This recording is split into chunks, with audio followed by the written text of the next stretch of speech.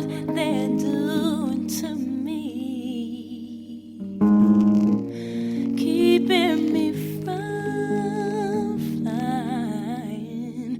That's why I say that I know why the caged bird sings. Only joy comes from song. She's so rare and beautiful to others. Why not just set her free so she can fly?